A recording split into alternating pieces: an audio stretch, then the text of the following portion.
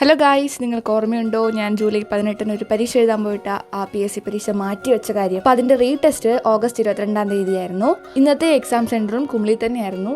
ഇപ്രാവശ്യം എനിക്ക് രാവിലെ ആയിരുന്നു എക്സാം. 10 തൊട്ട് 12:15 വരെ ആയിരുന്നു എക്സാം ഉണ്ടായിരുന്നത്.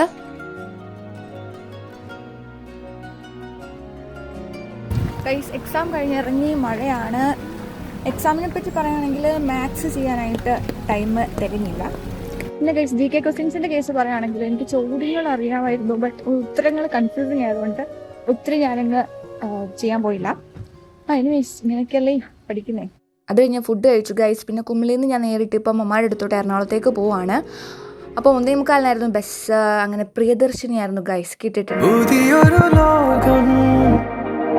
ഇളം തെന്നൽ മൂളുന്ന ഗാനം,